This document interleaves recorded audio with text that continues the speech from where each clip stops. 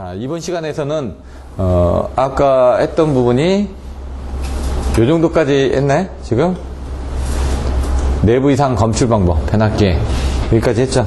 그럼 이제 나머지 부분 요게 한 20문제, 요게 아까 60일에서 이게 80입니다. 요게 80일에서 100이거든요. 근데 화력발전 환경공해 이런 거 빼버릴 거고, 드럼 관류 요거는 잠깐 설명드릴 겁니다. 요거 나올 때 키포인트만 알고 내시면 돼요. 얘는 키워드가 원구 구별제인가 그럴 겁니다. 원구 구별제. 딱. 이게 원구 구별제가 어떻게 됐더라? 원리 측면, 그 다음 구조 측면, 급수 측면, 그 다음 열 손실 측면, 그 다음 제가 뭐였더라? 제어 방식 차이. 원리 측면, 이렇게 보면. 이건 구조 측면, 이건 급수 방식에 따라서. 이거는 열 손실 측면, 이거는 제어 방식. 이런 식으로 나옵니다. 이것도 키워드만 있으면 그다음부터는 똑같은 형태니까 그대로 가시면 되거든요. 복도체 나올 거고, 사고 파급 같은 경우는 사고 파급하고 신뢰도 뭐 이런 부분이 있는데 한번 잘해보시고요. 신뢰도 같은 건 제가 좀 빼서 넘어갈 겁니다. 안정대책 뭐 이렇게 같이 보시면 되고, 사단자 정수 계산 부분은 이제 그 장거리 부분만, 중거리 부분만, 중거리, 단거리 이렇게 나와 있는데, 장거리는 조금 어렵습니다. 그때 그거는 여러분들이 별도로 봐주셔야 되고, 여기서는 가장 시험에 많이 나왔던 중거리의 뭐 T형하고 파이형 정도 한번 다시 보는 부분이 있을 거고, 그걸 이용해서 실제 계산을 하는 부분, 이런 것들이 있습니다. 신재생 에너지 안정적 향상 대책. 이거 안정적 향상 대책은 여러 번 나왔죠, 지금까지. 이거는 반드시 나온다고 보시면 됩니다. 안정도 하면은 제일 내기가 쉬운 게 안정도 향상 대책이거든요, 지금. 문제가 되니까. 양수 발전 쪽도 가역식하고 이런 부분들하고 연결돼서 또 보셔야 되니까, 양수 발전하게 되면 GIS 변전수가 들어가고 뭐 그런 내용들도 좀 추가적으로 들어가면 되죠. 연계 부분 중요하고요. 열중성자 원자로 해가지고 키워드가 핵, 감, 냉, 반, 제, 차. 핵연료, 감속제, 냉각제, 반사제, 제어제, 사폐제. 그러면 이렇게 그림 그려가지고 이렇게 열중성자 원자로가 이렇게 되는데, 차폐 부분이 바깥에 있죠? 핵연료가 있고, 여기 감속제가 물이 들어가죠? 냉각제가 들어가고, 근데 반사제가, 여기 반사제가 있겠죠? 그리고 제어봉이 여기 들어갈 거고, 차폐제는 바깥에 또 있을 거고, 이런 식으로 이제 그냥 그 순서대로 외웠었습니다. 이렇게 나중에. 그럼 여기에 뭐가 들어갔냐? 냉각제나 감속제는 물이 들어가죠? 근데 물이 그냥 물이 아니죠. 정수가 있고 중수가 있죠. 예? 영화 보니까 창수도 있던데. 예? 그 영화도 한번 다운받아서 제가 봤거든요. 별로 재미는 없더라고요. 예, 뭐, 여기 반사제, 제어제, 차폐제. 제어봉 같은 경우는 이게 들어가죠. 차폐나 반사제 같은 건 이제 바깥에 두르는 건데, 그건 뭡니까? 뭐, 납입니다, 거의. 그리고 콘크리트. 이런 식으로. 바깥에 싸고 있는 게 뭐냐, 이거죠. 왜? 방사능이 바깥으로 나가지 못하게 막아주는 게 뭐냐, 이거죠. 그러니까 납은 반드시 들어가죠. 그리고 콘크리트도 들어가고. 그리고 여기 들어가는 게, 그, 반사제 같은 경우는 아까 얘기했던 정수도 들어갑니다. 물도. 바깥에 있어서 반사를 해준다. 그런 개념이니까. 그런 식으로 이제 내용을 보시면 되고요.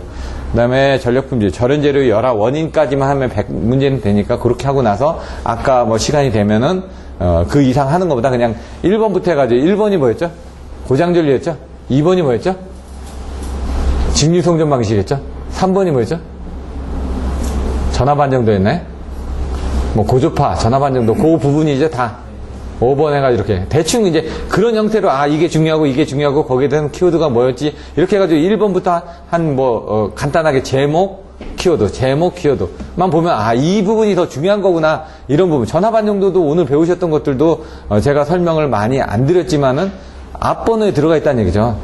진행파, 반사, 투각에서 저는 10개씩 봤거든요. 10개씩 보다 보니까 10개 내지 20개를 보니까 첫 번째하고 끝 번째는 딱 나옵니다. 20번이 진행파의 반사, 투각에서거든요. 이렇게. 항상 20개씩 딱 써놓고 보니까, 지금도 딱 보면은 20개씩 하니까 처음에 시작하는 거하고 끝나는 지점, 이런 것들은 눈에 잘 보입니다. 그래서 10개씩 끊어서 보시든가 20개씩 끊어서 보시든가 해가지고 그 중에서 안 되는 거 버리십시오. 일단 가져갈 수 있는 것만 가져가는 겁니다. 그러면은 나머지 20문제인데 여기서도 보시면은 화면 많이 안 띄워놨습니다. 아까 첫 교시 했던 것처럼 빨리빨리 넘어가면서 보고 1번부터 100번까지 다시 한번 정리하는 식으로 진행을 하도록 하겠습니다.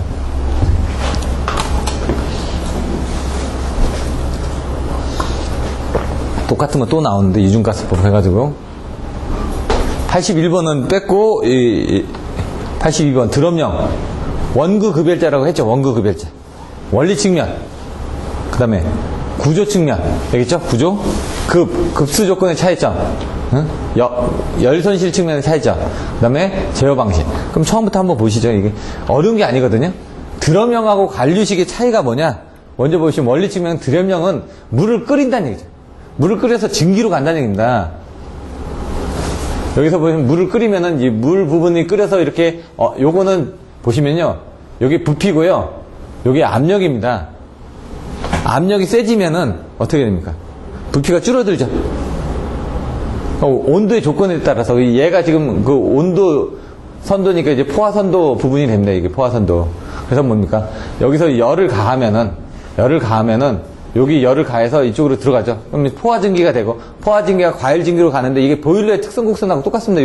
요게 뭡니까? 보일러의 특성 곡선에서 카르노 사이클에서 랭킹 사이클로 바뀌어지는 부분이 이거 아닙니까? 근데 거기서 재생제열이 되면 올라갔다 내려갔다 이렇게 두 번 있으면 재생. 요 밑에 여기 보시면은 밑에 또 제열이 있죠.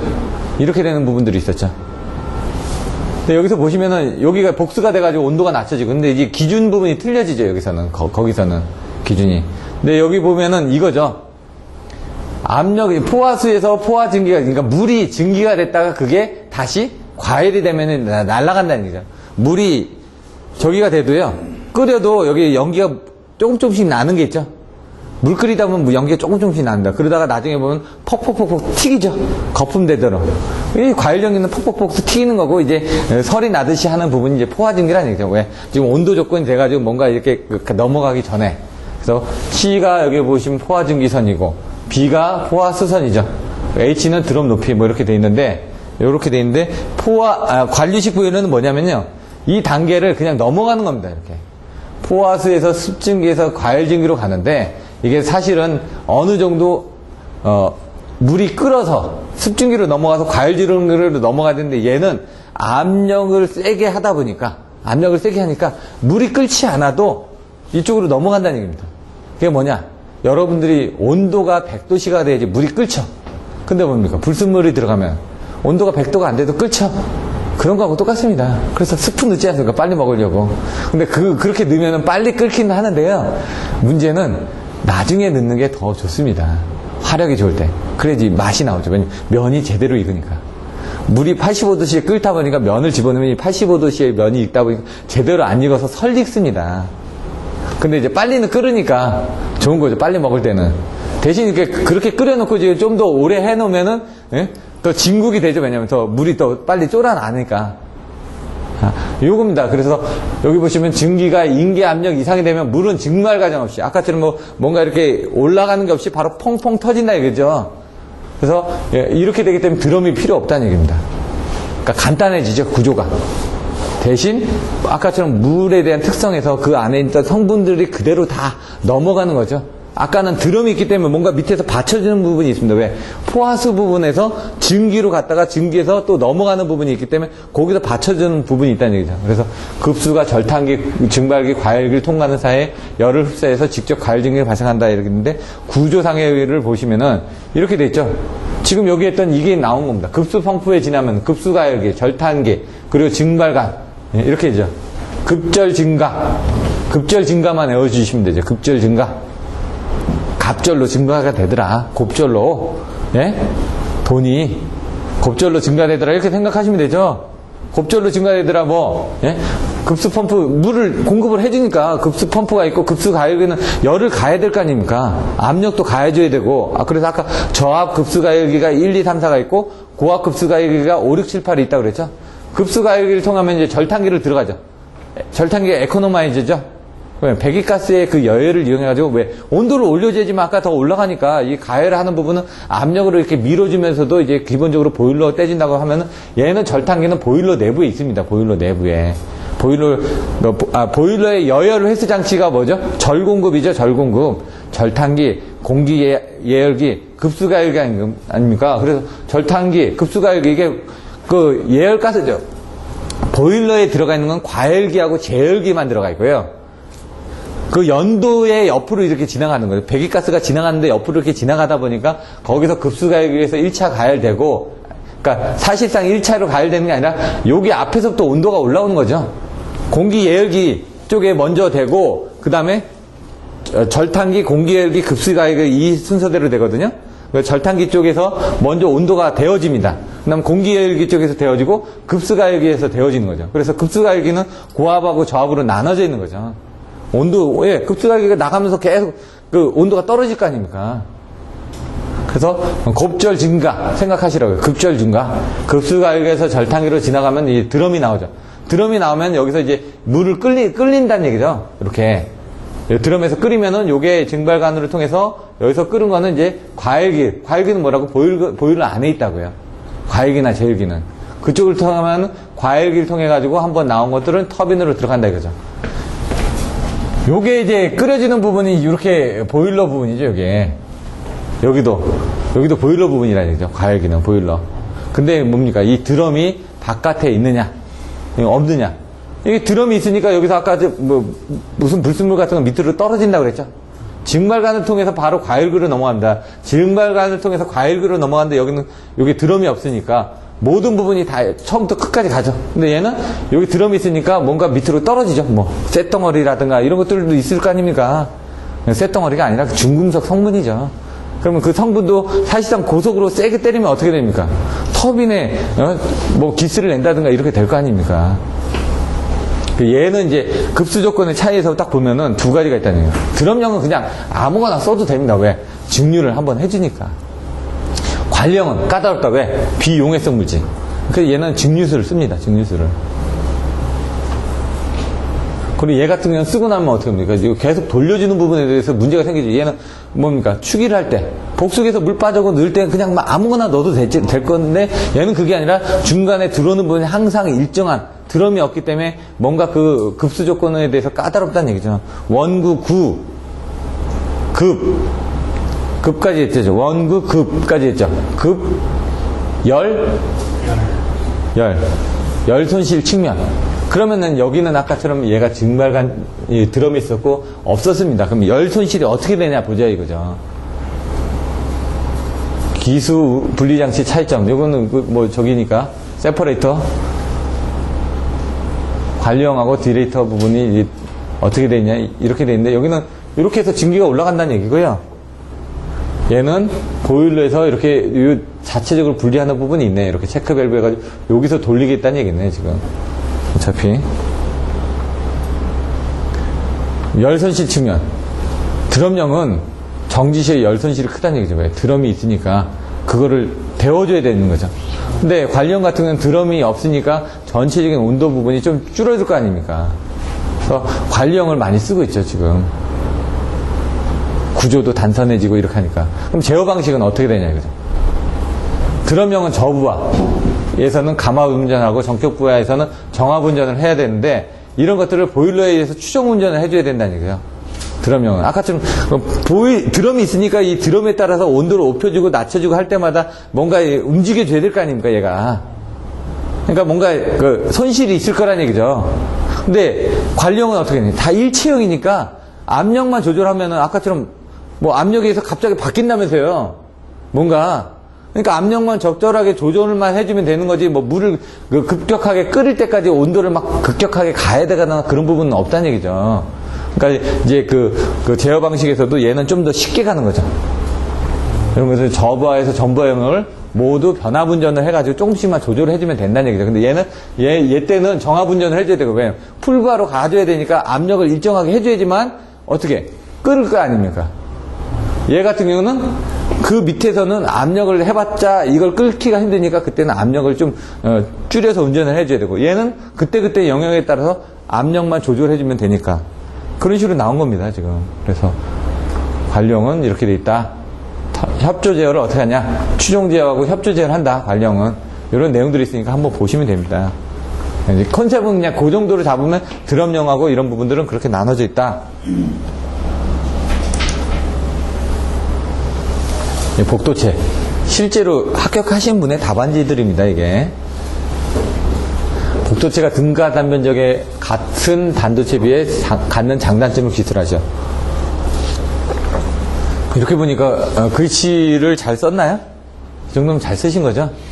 그래서 글씨가 시원시원하게 크지 않습니까? 답안지 쓰는 것도 직접 보여드리는 게 뭐냐면은 이렇게 답, 풀이, 1 개요. 그리고 한 칸 띄죠? 1 해놓고 복도체랑 쭉 해가지고 간단하게 딱 한 줄 정도 쓰죠?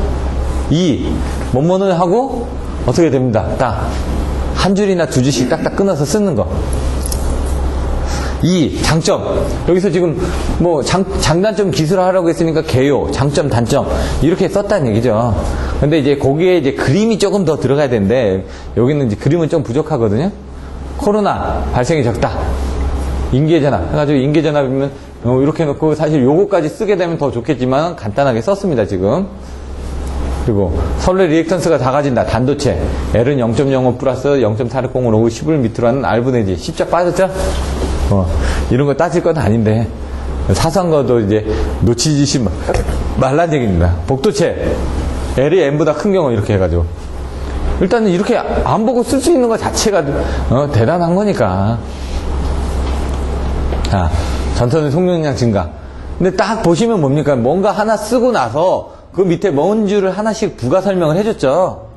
이런 식으로. 그러니까 키워드는 뭡니까? 다 이거 아닙니까 지금.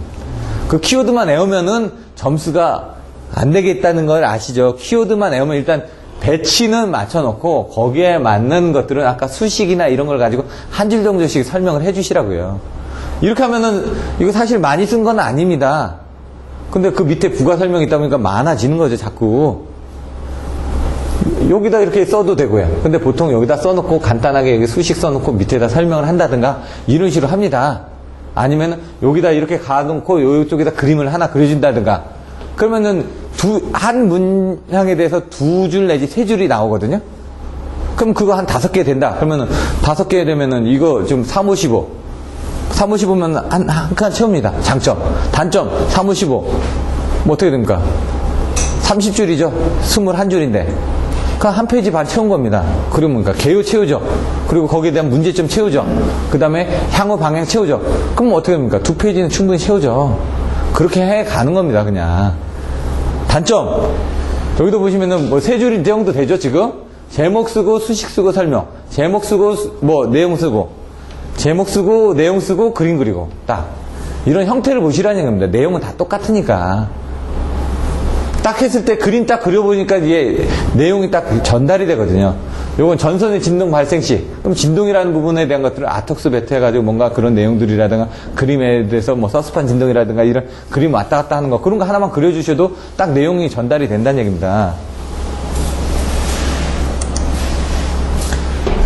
요거는 사고 확대 방지였나요? 신뢰성 특징 뭐 이렇게 돼 있는데 오늘 아까 10장에서 배웠던 그런 부분인데 저는 이제 이거를 키워드를 유무가사의로 외웠습니다. 일단 유무가사의. 사고 파급 방지 대책 해가지고 오늘 10장에서 그 내용이 나왔다고 그랬죠. 근데 그런 부분들이 이제 기본서에는 없다 보니까 연구반에 썼던 부분을 가지고 했는데 요게 그 여러 부분의 답안지를 보니까 요거를 많이 썼더라 이거죠. 근데 지금은 이제 57회 때 나왔고 지금은 없는데 혹시라도 이런 유형의 문제가 나온다 그러면 똑같은 모범답안으로 가야 되니까 유무가사의 유효전력 하면 뭐라고요? PF 컨트롤이죠. 유효전력 쓰고 불균형에서 주파수 이상 변화. 무효전력이니까 뭡니까? 전압이죠. 전압이 이상해. 과도한 정도나 이런 부분이죠. 유무과 이건 과부하네. 사고죠. 지락사고 이상전압인데 유무가사의 해가지고 이렇게 나와 있는데 그 부분을 가지고 간단하게 이렇게 내용들을 썼는데 여기서도 보시면은 뭡니까? 부하나 발전력이 급변하여 수급 불균형이 되면은 발전기가 개통에서 탈락할 수 있다. 이게 뭐냐? 사고 파급에 대한 원인이라는 얘기죠. 요인이. 여기 보시면 부분적인 사고가 전 계통에 파급되어 과도 안정도를 손상시킬 수 있는 요인은 다음과 같다. 사고 파급 요인이 뭐냐 이거죠. 사고 파급 방지 대책이라고 문제가 나왔다면 사고 파급의 원인과 대책과 향후 방향 이렇게 나간다고 그랬죠. 원인, 영향, 대책. 원인이 뭡니까? 이렇게 5개가 있다는 얘기죠. 여기는 4개밖에 안 썼지만은, 원인, 유효전력 수급 불균형에서 이런 사고가 파급될 수 있는 원인이 발생된다. 오늘 배우셨던 계통 측면이죠. 그 다음에, 무효전력 수급 불균형에 의해서, 이 전압 부분이 이렇게 해서, 여기 나왔던 것들이 전압이 이거에 대해서, 무효전력 변동에 의해서 기인함을 증명하셔. 이게 예제 7-3 문제였죠? 그 내용이 요거 유도한 겁니다. 그림 그리고. 송전선 트립으로 해서 병렬 송전선의 과부하. 이것도 이제 보시면 과부하라는 거는 아까 한쪽 선로가 떨어졌습니다.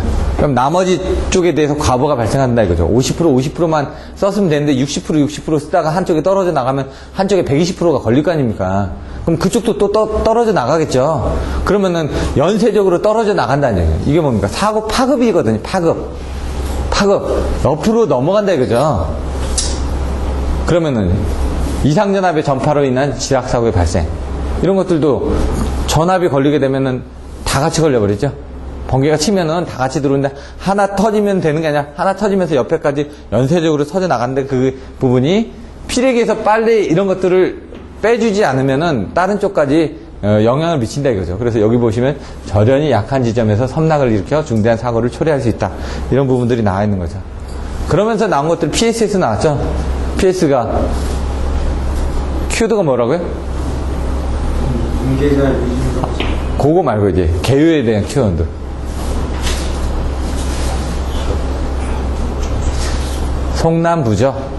송남부저가 뭐라고요? 소극여자 방식에서 난조를 일으키는 것 때문에 부재동 현상 때문에 저주파 동요 현상이 발생되는데 그거를 억제하기 위해서 소극여자 방식에서 난조 나오죠? 그 부재동 현상 나오죠? 그 다음 저주파 동요 나오죠? 송남부저 일단 알고 계시라고요. PSS. 그래야지 개요를 설명하니까. 그리고 나서 이제 인계자 위진동은 뭐라고요? 부재동 현상의 정에 가서 부재동 현상이 뭐냐 이거죠. 그러면 이제 계자건선의 인덕턴스 때문에 인계자, 위, 진, 동쪽 작용력이 인계자 위진동 작불부 작용력이 불안정 영역에 동지해서 이제 제동 현상을 하는 걸 부재동 현상이라 한다. 이렇게 나오는 거죠. 인계자 위진동 작불부는 부재동 현상의 정의란 얘기죠. PSS의 정의는 송남부저라고 해요. 근데 이제 송남부저, 인계자 위진정 작불부, 뭐 이렇게 그냥 FPW 변진증거제, 절개고요, 뭐 이렇게 막 무조건 외우라고 했죠. 변진증거제는 이제 요 FPW고 그 다음에 나오면 이제 여기 보시면은 여기는 팩트로 나왔네 그냥. 절개고요 해가지고 그거는 이제 향후 방향 그리고 변진증거제는 위상 변환기, 위상 진지상 회로기. 증폭기, 신호 제거기, 신호 제한기, 이런 식으로. 키워드가 나오면은 그림 그리고 쓰신다고요. 근데 먼저 송남부저가 나와야 된다는 얘기예요, PSS는. 정의가 안 나오면 안 됩니다, 정의는 무조건. 근데 그런 것도 정의 딱 4글자 되면 어떻게 합니까? 튀어나오지 않습니까? PSS 송남부저, 소극여자 방식 때문에, 뭔가, 응답 속도가 너무 빠르면 어떻게 된다고요? 난조가 일어난다고, 난조. 예? 그러면 그것 때문에 무슨 현상이 일어난다고? 아까 부재동 현상이라고 했죠. 이게 제동 현상이 뭐라고요? 플러스가 있고 마이너스가 있는데 제동 현상에 마이너스가 생기니까 제대로 제동을 못 한다는 얘기죠. 이건 뭡니까? 자동차가 가고 있는데 브레이크가 파열됐습니다. 어떡합니까? 가다가 사고 났겠죠. 사이드 브레이크를 열심히 놨다 해도 안 됩니다. 사실은. 사이드 브레이크 잡고도 차가 나가는데요. 그러면 그거에 의해서 저주파 동요현상이 발생된다고요. 저주파 동요현상은 뭐라고요? 아까 주파수 작은 동요현상 때문에 발전기 축이 막 뒤틀어지기도 하고 이런 문제가 생긴다고요. 그게 SSR이라고요. 그 SSR을 없애주기 위한 부분이 뭐라고요?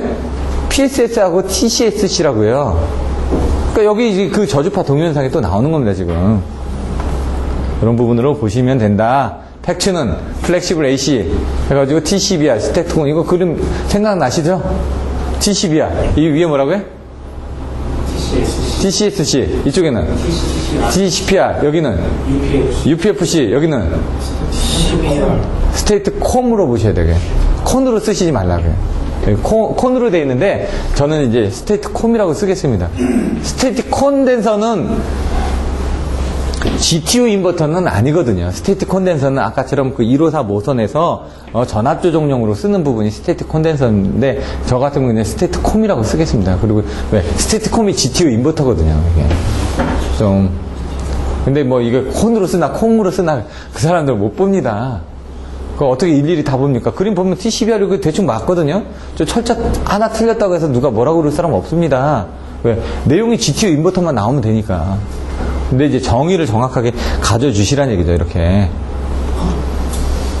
기소무흥 생각나시나요? 송사안설. 기소무흥이 뭐라고? 기계적인 동작부가 없다. 소음 및 진동이 없다. 무효전력의 연속적인 정밀 제어가 가능한다. 기소무흥. 응답 독소가 빠르다. 송사안설. 이게 또 장점이었죠. 송정량 부분. 사고 파급이었나요? 안정도, 설비 이용률 향상. 뭐 이런 식으로 가지고 목적들이나 앞에서 나왔던, 앞에는 이제 송환설신이라고 했습니다. 팩트의 정의가 뭐죠?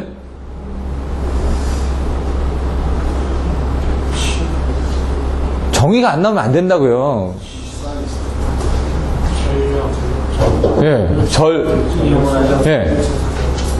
다시 한번 좀 크게.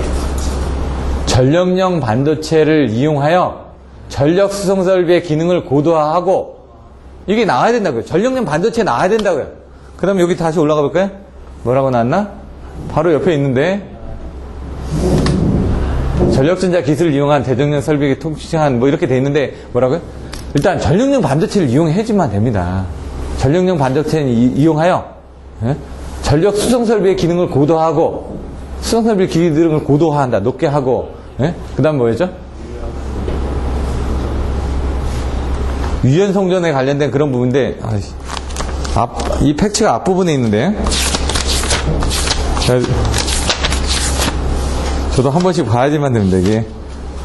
전력용 반도체를 이용한 제어 기술을 응용하여 전력 수송 설비의 기능을 고도하고 설비 이용률을 극대화하게 한 신전력 시스템. 두 줄이거든요? 안 되니까 계속 반복하는 수밖에 없습니다. 근데 이제 제가 자꾸 얘기하는 거 있죠. 절연입조 하면 뭐라고? 피레기의 제한전압을 기준으로. 자꾸 얘기하다 보니까 이제 피레기는 튀어나온다는 얘기죠. 이게 팩트 뭐라고요? 전력용 반도체. 맨날 얘기하니까 전력용 반도체를 이용하여, 이용한 제어 기술을 응용하여 전력 수송 설비의 기능을 고도화하고, 어떻게? 그 다음에, 뭐라고요? 거기까지는 한번 반복하니까 됐죠. 그 다음에 뭐니까? 설비 이용률을 극대화하기 위한 신전력 시스템. 반복밖에 없습니다, 그냥. 설비 이용률을 극대화한다. 그러면 이제 목적이 뭔가? 송사안설, 송안설시. 송정량 증대를 하기 위해서 쓰고, 안정도를 향상시키기 위해서 쓰고, 설비 이용률을 증대시키기 위해서 쓰고, 공급 신뢰도를 향상시키기 위해서 이걸 쓴다 이거죠. 팩트를. 송안설신. 목적이 그거다 이거죠. 정의, 목적, 원인, 영향, 대체, 그 장점, 단점, 이런 식으로 자꾸 반복해서 쓰셔야 된다고요. 자, 84번 됐고, 85번. 중거리 송전선로. 중거리는 어떤 식으로, 이제, 보통 할 때 단거리, 중거리, 장거리. 구분을 어떻게 하느냐. 수키로, 수십 키로, 수백 키로, 이렇게 그냥 보통 쓰죠. 그러면 이제, 해석 방법은 단거리는 집중, 중거리도 집중, 장거리는 분포. 아침에 설명드렸죠. 거리가 짧으니까 이건 집중해서 봐도 된다. 장거리는 워낙 거리가 길기 때문에 이걸 집중해서 봐도, 왜? 집중해서 볼 수가 없는 게, 거리가 길다는 건 산으로도 갔다가 땅으로도 갔다가 지하로도 갔다가 뭡니까? 평야로도 갔다가 하니까 그 각각의 임피던스들이 다 틀린 겁니다. 짧은 거리에서는 거기서 거기니까 임피던스가 같으니까. 이게 결국 임피던스거든요. 임피던스를 왜 나눴냐 이거죠. 다 땅이 틀리니까 그러죠. 그래서 이게 장거리일 땐 땅이 틀리니까 그거를 분포해가지고, 여기 부분은 평야, 여기 부분은 산, 여기 부분 물, 이런 식으로 해가지고 이렇게 딱딱 나누면 그걸 이렇게 표준으로 해가지고 분포시켜서 그걸 다 더해버리면 된다 이거죠. T형이면은 어떻게 그린다고요? 임피던스가 전압강화 2번 일어났으니까 여기 전압강화 2번 일어나게끔 그려주시면 되고요. 전류는 1번, 2번, 3번이니까 전류는 1번, 2번, 3번 이렇게 맞춰서 그려주시면 끝이라고요. T형은 그냥 그 컨셉만 가지고 계시라고요. 나머지는 보시면 되니까. 타형은 자, 그림부터 보시죠. 파형. 임피던스가 전압강가 한 번이죠. 임피던스 전압강가 한 번밖에 없죠. 전류 보시죠. 하나, 둘, 셋, 넷, 다섯. 하나, 둘, 셋, 넷, 다섯. 이렇게 된다고요. 근데 이게 그릴 때 좀 조심하셔야 될 게, 여기 있는 직렬입니다. 여기, 직각. 그러면은, 요게 좀 헷갈리는데, 여러분들 이 그림을 잘 그리셔야 되는데, 요걸 좀 작게 그리시는 게 낫습니다. 이것처럼. 여기, 그러니까 요게 하나죠. 그게 이겁니다. 이거. 그리고 거기에 대해서, 지금 보시면 요거에 대해서 직각인 부분이 이렇게 되는 거죠. 이렇게. ICS가 요거에 대해서 직각인 겁니다. 여기에 대해서. 이렇게. 여기에 대해서 직각인 게 하나 있고요. 여기에 대해서 직각인 게 여기 ICR이고, ER에 대해서 직각인 게 ICR이고, ES에서 직각인 게 ICS입니다. 그 두 개를 먼저 그려놓고 시작하시라고요. 그러면 안 헷갈리니까. 그러면 얘를 그림을 좀 크게 그리시고요. 얘를 좀 작게 그리시면, 요렇게 해가지고 대충 하면은 여기하고 여기 일자로 그리시라는 얘기예요. 대충 요렇게 해가지고, 그러면 여기 닿지 않게끔 이렇게 그려놓고, 쭉 내린 다음에 이렇게 딱 그리고 나서 이렇게 그리면 그냥 그림 그리기 쉽다고요. 그림 그리는 방법에서. 또 그려보셔야지만 됩니다. 그래서 먼저 요거에 대해서 직각으로 그리고 요거에 대해서 약간 직각으로 해서 그린 다음에 얘를 좀 길게 해놓으면 그 다음에 적당히 뽑으면은 여기서 대충 적당히 여기에 걸리지 않게끔 적당히 이렇게 빼보십시오. 빼서 대신 요거는 나중에 그리시고 적당히 빼다 보면 요 정도 나올 거 아닙니까? 그러면 거기서 이제 점점점점 해나가 여기까지 이거 그려주고 그 다음에 이렇게 대충 여기 사이에다 여기 중간 정도에 그린 다음에 이걸 딱 그리면은 이렇게 그림이 나온다는 얘기죠. 그림도 그리는 방법입니다. 이게 요령을 자꾸 그려보셔야 되니까. 근데 이런 것들은 이 학원에서 설명 안 해줍니다. 솔직히 다른 학원에서 뭐 그림 그리는 방법 설명해주고 이게 뭐고 설명 안 해준다는 얘기죠. 그냥 그림 딱 그리세요 하고 그냥 넘어갑니다. 그러면 이런 거를 얻는데 여러분들 시간이 많이 걸린다는 얘기죠. 요령이거든요. 학원에 왜 나오냐고요.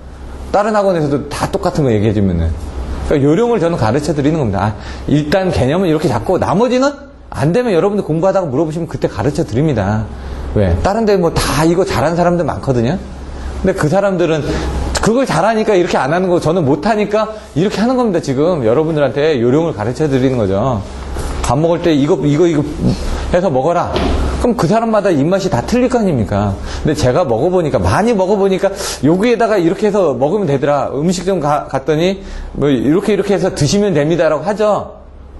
우리 가게 처음 오셨습니까? 요건 뭐고 요거는 뭐니까 이렇게 드셔보세요. 근데 먹어봤는데 그게 안 맞는 겁니다. 자꾸 가다 보니까 나는 이렇게 먹는 게 더 나은 것 같은데, 그래서 그런 방법을 가르쳐 드리는 겁니다. 제가 보기에는 이런 답안지들을 이렇게 쓰다 보니까 저는 이렇게 쓰는 게 좀 낫습니다. 그럼 그렇게 답안지만 쓰면 되거든요, 일단. 근데 자꾸 저는 개발하는 겁니다. 새로운 기법으로 이걸 일단 써야 되니까. 쓰는 방법에 대해서 설명만 해드리면 되고 그걸 이해하는 방법에 대해서 설명하면 되는 거지, 그게 왜 그렇게 나왔는지 설명해봤자 여러분들이 해야 되는 거지 제가 해야 되는 건 아니거든요. 그런 것들의 키포인트만 설명드리는 겁니다. 옛날 했던 것처럼 예 하는데 그렇게 해서 설명해드릴 수 있습니다. 근데 시간이 많이 걸리니까 그렇게 하면은 칠판에다 써가면서 해야 되니까 이런 것들은 당연히 여러분들이 하셔야 되고, 하다가 잘 안 되면 물어보시면 가르쳐 드리겠습니다. 근데 물론 이제 처음부터, 근데 그 과정을 이제 요 다음 과정에서 제가 칠판에다 써서 해드리겠다는 얘기입니다. 그냥 1시간 동안. 왜? 기존에 한번 들으셨으니까 이제 개념을 잡으셨을 거고, 그 개념에 맞춰서 본인이 쓰는 훈련을 해야 되는데 안 하시니까 제가 그걸 대신 해드리겠다는 얘기죠. 칠판에다 쓰면 쫓아서 쓰시라는 얘기죠. 그때는 무조건. 다른 데도 학원 가면 어떡하죠? 다 칠판에서 쓰면 씁니다. 근데 다른 데는 뭡니까? 그 교재가 다 만들어져 있으니까 칠판에서 안 쓰고 그냥 보면서 필요한 것만 이렇게 쓰니까, 그래서 이제 시간이 오래 걸리니까 저는 이제 아예 자료를 안 만들어 드리는 거죠. 만들어 드리면은 저도 그랬으니까 보면서 다 알 것 같아서 이렇게 썼는데 나중에 안 쓰니까 안 되더라 이거죠. 그래서 그런 것들을 이제 여러분 스타일에 맞춰서 저도 시행착오를 했으니까 바꿔 드리는 겁니다. 자꾸.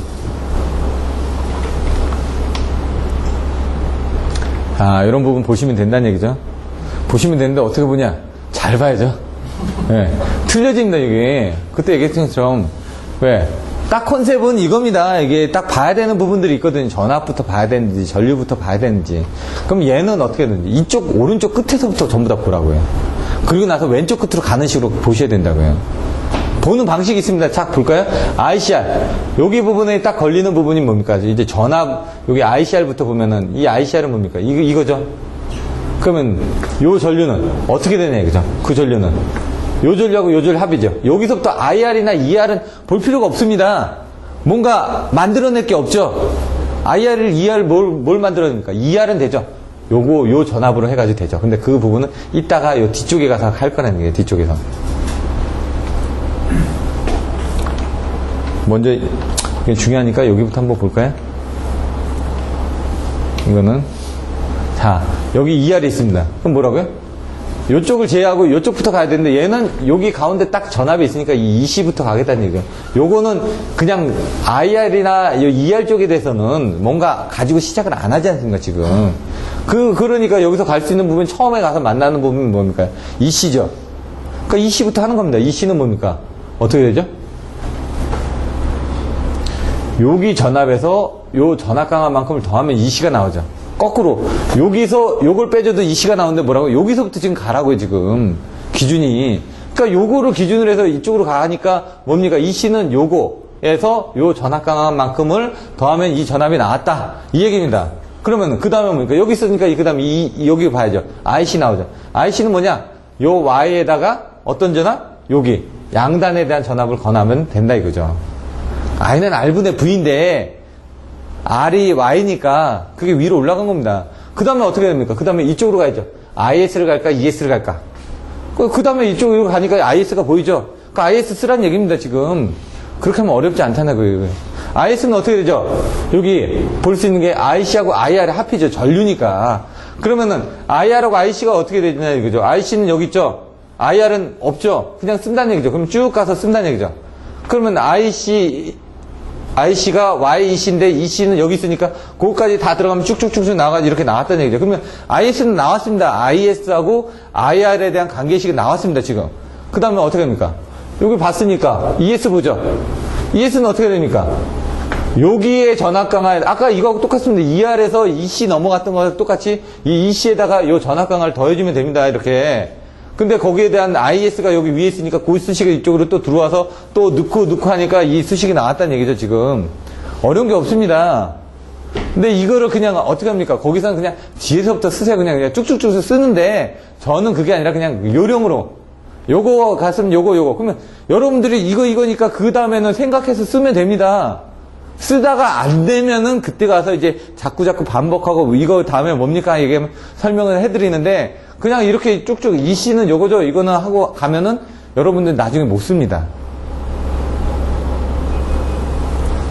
이런 그 답안지를 쓰는 요령, 그리고 이해하는 요령을 가지고 여러분들 딱 해주시면 이거는 평생 가도 안 잊어먹거든요. 왜? ES하고 ER이고 여긴 가운데 EC밖에 없으니까 T형 같은 건 안 잊어먹는다는 얘기죠. 이제 파형으로 가보겠습니다. 제가 안 하고 넘어가려고 했는데요. 분위기가 잘 대답만 좀 해도 제가 넘어가려고 했는데 지금 뭐 몇 개 안 남았긴 합니다. 또 빨리빨리 뒤에 거는 좀 빨리빨리 넘어가면 되니까 정작 중요한 거는 하나를 알더라도 아까 얘기한 것처럼 정확하게 알아야 되니까 여러 번 설명을 드렸는데도 불구하고 여러분들이 반응이 없으면은 제가 봤을 때 이거는 모르는구나. 자, 여기서도 또 보시잖아요. IR하고 ER을 빼고 일단은 그러면 먼저 만나는 게 뭡니까? ICR이 만나죠. I나 E니까. ICR을 만났으니까 ICR은 뭡니까? I는 R분의 V라고 했죠. 근데 2분의 Y에다 ER이 된 겁니다. 그 다음에 만나는 게 뭡니까? 그 다음에 이쪽으로 쭉 갔더니 I가 나오네? 왜? 전압은 여기 ER 같이 걸리고 여기 ES 같이 걸리기 때문에 EC라는 전압은 없습니다, 지금. 그 다음 만나는 게 I니까 I를 갖다 쓰는 겁니다, 지금. 그렇게 보시면 좋다는 얘기죠. 책에 있는 건 약간 순서가 틀린데 제가 봤을 땐 그렇게 보는 게 좋으니까. 그러면 I는 어떻게 됩니까? ICR하고 IR의 합하죠. ICR은 뭐라고? 이게 나왔으니까 그거 들어가면 이렇게 나오죠? 그 다음에 만나는 게 뭐냐 이거죠. I 다음에. 그 다음 IC에서 만났죠? I 밑에서부터 이렇게 위로 올라가니까 이렇게. ICS 만났는데 ICS는 2분의 Y가 됐습니다. 그 다음에 뭐 IS 만나죠? IS 또 만납니다. 그 다음에 뭐 만나죠? ES 만나죠. 이런 식으로 쓰시라고요, 순서를. 앞에 거 하셨으니까 뒤에 거는 해보십시오. 직접. 순서대로. 이렇게 하면 잊어먹지 않는다고요, 절대. 단거리도 그렇게 가서 가시면 됩니다. 단거리도. 근데 이제 장거리는 조금 힘들어요, 장거리는. 왜냐면, 그건 삼각함수를 외우셔야 되거든요, 삼각함수. 코코사사부터 해가지고 뭐, 2개를 삼각함수 변환 공식을 외우셔야 되는데, 저도 잊어먹습니다, 그게. 잘 안 되더라고요.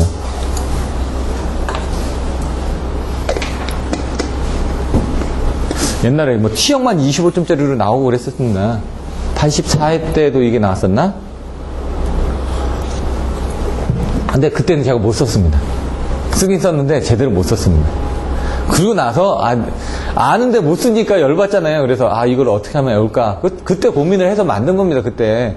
왜? 본인이 한번 실패를 해야지만 자기있게 되니까. 그래서 자꾸 시험을 보시고 하면서 자꾸 생각을 하는 거예요. 내가 못 쓰니까 이걸 어떻게 하면 잘 쓸까? 어떻게 하면 잘 외울까? 하다 보니까 이렇게 하면 그냥 외워지고, 이렇게 하면은 이 그림 그리는데 어렵지 않고, 이렇게 하면은 이거에 대한 내용을 이해할 수 있겠구나 라고 생각을 한 겁니다. 그러면서 이제 계속 하는 겁니다. 이제 그 수업할 때마다 그런 방식대로 하나씩 배워가고 하는 거죠. 근데 이거를 제가 처음 말씀드리는 거 아니거든요. 근데 처음 듣는 분처럼 이렇게 있으니까 제가 설명을 안 할 수가 없는 거죠. 왜? 이거는 송배전공학 때 제가 다 설명을 드렸습니다. 근데 이제 그때 당시에 경중의 차이가 있겠죠, 조금. 근데 이제 칠판에다 써서 가면서 할 때는 이제 그런 요령대로 요거 그림이다. 그림 하나 그려놓고 이렇게 하다 보면 좀 시간이 길어지긴 합니다. 그거는 사실. 그리고요, 90인가요? 좀 건너뜁니다. 다른 것들은. 시간 관계상. 안정된 항상 대체. 오늘 배우셨죠? 발전기 운동 방정식 나오면 뭐라고요? DT 자성분의 D 자성 세타. DT분의 D 오메가죠? n분의 w pi-pn은 해가지고 요 pn이 x분의 2s 이원 사이드 세타 해가지고 이렇게 그림을 그려놨다고요. 요쪽이 무한대모선으로. 발전기의 운동방정식, 그 다음에 회전체의 운동방정식으로. 그래서 얘기했던 게 전기관이죠. 전기관. 보시면 전기관. 아까 얘기했던 게 뭡니까, 여기서? 위식의 요쪽 좌측이나 우측에 대한 부분을 가지고 어떻게 증가시킬 건지 설명을 하고 있다, 그죠? 우변이 고장 중 급격하게 커지면 좌변, 이쪽이죠? 고장 중에도 하는데, 그러기 위해서는 가속을 억제하는 대책을 취해야 되는데, 그걸 어떻게 하느냐? 세 가지가 있다 그랬죠? 제가 전기관으로 했는데 전기적 출력으로 업적시킨다고. 이 각속도가 변동이, 이게 뭡니까? 위상각 아닙니까? 위상각을 작게 만들려면은, 이렇게 벌어지는데 그걸 작게 만들려면 뭐라고요? PN을 올라가면은 이게 작아질 거 아니냐? 그래서 전기적 출력부터 증가를 시키는 겁니다. 그래서 전기관. 그 다음 뭡니까? 이게 기계적인 입력 부분이 작게 되게끔. 이걸 작게 만들어주면 되겠죠. 그 다음 뭡니까? 얘죠. 예? 요 관성정수. 요게. 그래서 전기관 이렇게 외웠다는 얘기죠. 근데 이거 외울 필요도 없습니다. 이 수식만 알고 있으면 됐는데 이 수식은 다 아는 거거든요. 근데 이제 외우는 건 키워드를 가지고 전기관 해놓으면은 안정대체, 그 다음에 리전 있기, 전기관 리전 있기 이렇게 했습니다. 리전 있기 가볼까요? 리전 충익기로도 아까 했는데 리전 입기. 자, 리액턴스 감소 x분의 2s 2r 사인 세트에서 이렇게 제가 얘기했죠. 요거에 이렇게 간단하게 적어주시라고요. 이것도 잘 적은 겁니다, 진짜. 근데 좀 더 적으려면 요걸 밑으로 이렇게 내리고 단락비중 내놓고 여기다 한 줄 정도씩만 더 써주면은 눈에 잘 띄거든요. 이거 6줄로 쓰면 2줄로 썼는데 6줄로 쓰면은 벌써 한눈에 싹 보인다는 얘기죠. 어떻게 이렇게 가죠, 지금. 2, 1, 1, 1 이렇게 밑으로 내려가지 않습니까? 한눈에 보여주기 좋게끔. 발전기 단단복직기회 이렇게 승속중, 승합, 소극연자 방식, 중간조사 방식, TE, TCBR, 에바, 요건 소개보고 FH, 소개보고 FH 이렇게 외웠다는 얘기입니다. 그냥 그래서 안정도 향상 대책을 보면 전기가, 그 다음에 뭐라고요? 리전 있기, 그 다음에 단단복직기, 승속중, 그 다음에 TE, 소개보고 FH. 이거 몇 개 안 되거든요. 요거만 쓰시면 점수가 별로 안 나옵니다. 여기다가 이거를 아까처럼 이렇게 해놓고 간단하게 수식 좀 더 쓰고 설명하고 그림 그리고 했더니 제가 한 20점 정도 받았다고 말씀드렸지 않습니까? 그때 제가 그 정도 썼을 때 20점 정도 나왔다라는 건 그 교시가 80점 나왔을 때 제가 80점 나왔던 교시가 3번인가 있거든요. 그때 나왔던 문제들이 이겁니다. 안정도 향상 대책. 그럼 그때 80점 정도가 78점, 80점 이렇게 평균 점수가 나왔으니까, 그러면 17점에서 20점 사이는 줘야 되거든요. 왜? 20점씩은 4개를 줘야지만 80점이 나오니까. 그러면 어떤 게 22점을 주더라도 어떤 건 17점대가 나왔다는 얘기입니다. 왜? 22점 이상은 안 줬을 거니까, 17점에서 20점 사이는 왔다 갔다 했을 거라는 겁니다. 최소. 20점 이상은 잘 모르겠고. 그러면 그 정도로 썼을 때 20점을 본 겁니다. 근데 이 중간운조상 방식 그리 그렸고요. 소극여자 방식 간단하게 AVR 이렇게 해가지고 그림 그려줬고요. 별거 없습니다. 요 형태에다가 요거 지금 한 페이지죠? 한 페이지를 2페이지 반으로 늘린 겁니다. 그냥. 근데 키워드는 요거로 썼다 이거죠. 요 형태로. 그러니까 키워드를 자꾸 얘기하는 겁니다. 지금 양수발전소